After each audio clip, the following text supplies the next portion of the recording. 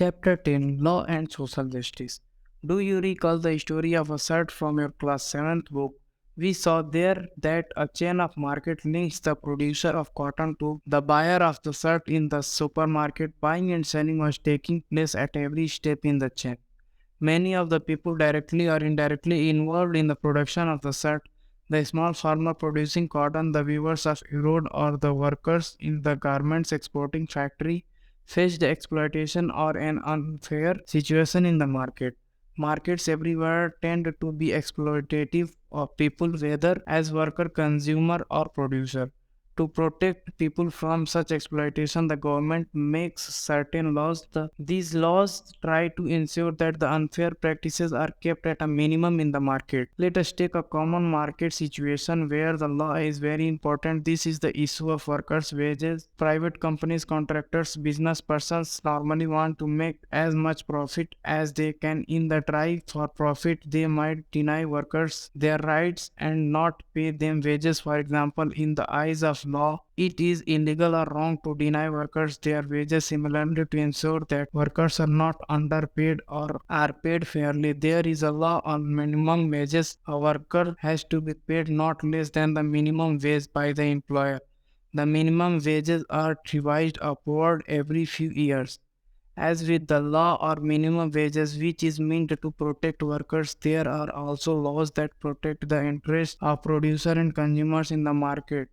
These help ensure that the relation between these three parties, the worker, the consumer, and producer, are governed in a manner that is not exploitative. But merely making laws is not enough. The government has to ensure that these laws are implemented. This means that the law must be enforced. Enforcement becomes even more important when the law seeks to protect the weak from the strong. For instance, to ensure that every worker gets fair wages, the government has to regularly inspect work sites and punish those who violate the law. When workers are poor or powerless, the fear of losing future earnings or facing reprisals often forces them to accept low wages. Employers know this when and use their powers to pay workers less than the fair wage. In such cases, it is crucial that laws are enforced. Through making, enforcing, and upholding these laws, the government can control the activities of individual or private companies so as to ensure social justice. Many of these laws have their basis in the fundamental rights guaranteed by the Indian Constitution. For instance, the right against exploitation says that no one can be forced to work for low wages or under bondage. Similarly, the Constitution lays down no child below the age of 14 years shall be employed to work in any factory or mines or engaged in any other hazardous employment. How are these laws played out in practice? To what extent do they address the concern of social justice? These are some of the questions that this chapter will now go on to explore. What is workers' worth? If we are to understand the events leading to Bhopal disaster, we have to ask, why did Union Carbide set up its plant in India? One reason why foreign companies come to India is for cheap labor. Wages that the companies pay to workers, say in the USA, are far higher than what they have to pay to workers in poorer countries like India. For lower pay, companies can get longer hours of work. Additional expenses such as for housing facilities for workers are also fewer. Thus, companies can save costs and earn higher profit. Cost cutting can also be done by the other more dangerous means. Lower working conditions, including lower safety measures, are used as way of cutting costs. In the UC plant, every safety device was malfunctioning or was in short supply between 1980s and 1984. The work crew for the MIC plant was cut in half from 12 to 6 workers. The period of safety training for workers was brought down from 6 months to 15 days.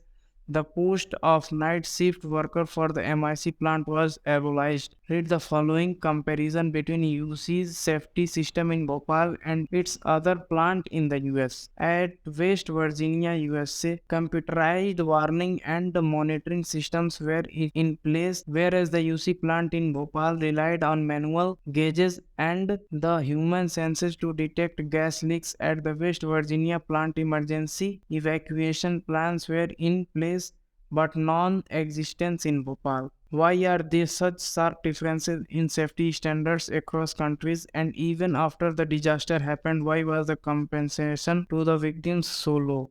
One part of the answer lies in what is perceived as the worth of an Indian worker. One worker can easily replace another since there is so much unemployment. There are many workers who are willing to work in unsafe conditions in return for a wage. Making use of the workers' vulnerability, employers ignore safety in workplace. Thus, even so many years after the Bhopal gas tragedy, there are regular reports of accidents in construction sites, mines, or factories due to the callous attitude of the employers. Enforcement of safety laws.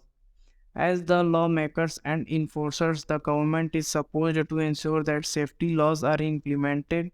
It is also the duty of the government to ensure that the right to life guaranteed under Article 21 of the Constitution is not violated. What was the government doing when there were such blatant violations of safety standards in the UC plant? First, the safety laws were lax in India. Second, even these weak safety laws were not enforced.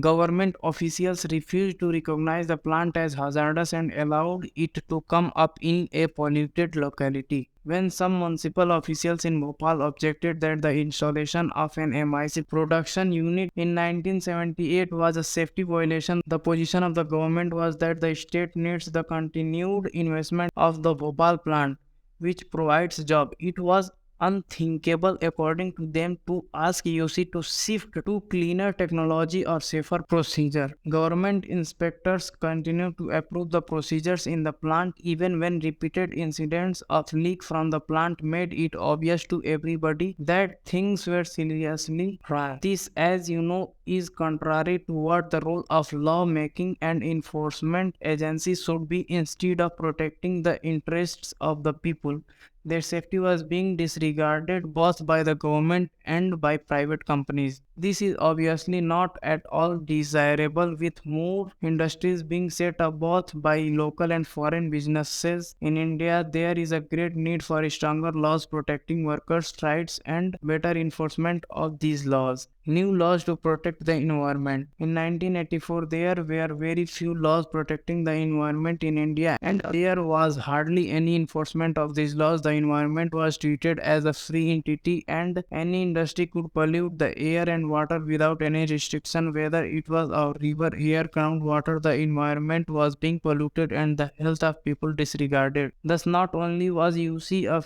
beneficiary of lower safety standard, it did not have to spend any more to clean up the pollution in the USA. This is a necessary part of the production process. The Bhopal disaster brought the issue of environment to the forefront. Several thousands of persons who were not associated with the factory in any way were greatly affected because of the poisonous gases leaked from the plant. This made people realize that the existing laws, though weak, only covered the individual workers and not persons who might be injured due to industrial accident. In response to this pressure from environmental activists and others in the year following the Bhopal gas tragedy, the Indian government introduced new laws on the environment. Henceforth, the polluter was to be held accountable for the damage done to environment. The environment is something that people over generations will share, and it could not be destroyed merely for industrial development. The courts also gave a number of judgments upholding the right to a healthy environment as intrinsic to the fundamental rights to life. In Subhas Kumar versus State of Bihar, the Supreme Court held that the right to life is a fundamental right under Article 21 of the Constitution, and it includes the right to the enjoyment of pollution-free water and air for full enjoyment of life. The government is responsible for setting up laws and procedures that can check pollution, clean rivers, and introduce heavy fines for those who pollute. Conclusion: laws are necessary in many situations, whether this be the market, office, or factory, so as to protect people from unfair practices. Private companies, contractors, business persons, in order to make higher profit, resort to unfair practices such as paying workers low wages, employing children for work, ignoring the conditions of work, ignoring the damage to the environment and hence to the people in the neighborhood, etc.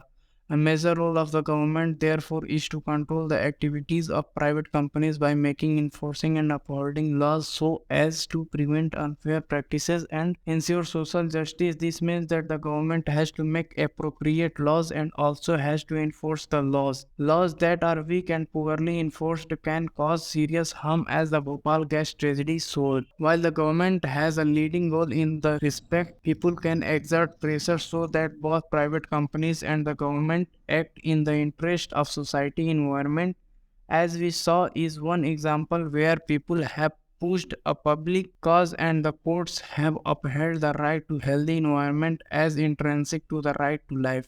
In this chapter, we have argued that people now must demand that this facility of healthy environment be extended to all. Likewise, workers' right to work, right to a fair wage, and decent work conditions is an area where the situation is still very unfair. People must demand stronger laws protecting workers' interests so that the right to life is achieved for all.